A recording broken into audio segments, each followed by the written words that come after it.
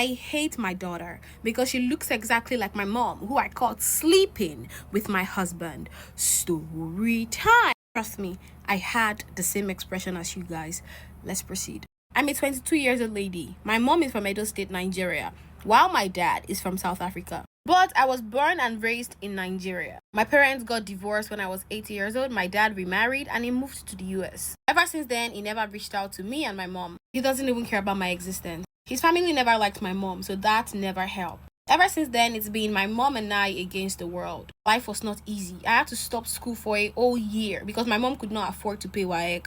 Did all sorts of menial jobs, but the finance was not enough. She's the only favorite person I have in the world, at least she used to be. At some point, my mom fell sick and I had to start working. The man that I started working for, who gave me a job opportunity, turned me into a sex slave. I was only 18 at the time, and his first child was 24. So this man is old enough to be my father's oldest brother.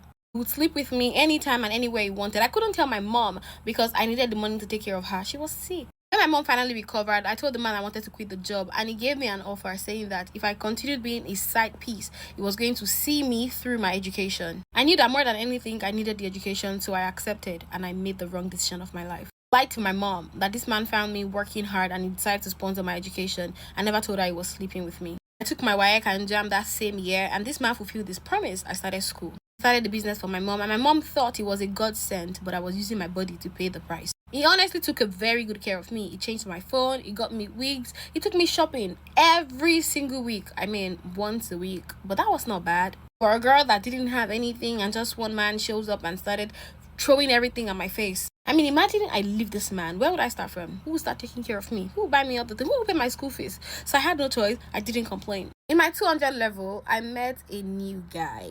I actually met this guy through TikTok. TikTok has turned to the new dating site. We exchanged contact. It turned out this guy lived close to my school, so it made everything good and easy. He was very good looking, tall, and financially stable, and was a little bit older. I decided to pay him a visit. One thing led to the other, and we had sex. Not just once. It didn't end there. It started happening over and over and over again. It was good sex. 2 months into our sex adventure, I fell crazy in love with him, and we officially started dating. After a while, I decided to open up to him about my sponsor in school, and this really got him mad. He told me to cut ties with this old man and was going to continue sponsoring my education, which I obliged, of course. Girl, I don't know if I should say you're lucky. I mean, 2 men coming to sponsor your education, even though the first one is a pedophile, is an old fool, and his children will think they have a good father, not knowing that he's a father you are supposed to pray against. I mean, who gets a young, handsome bubble that's trying to sponsor your education? Knowing fully well you had a sugar daddy and he still wanted to, continue with you. Keep the suspense rolling, guys. Merry Christmas and come along for part 2.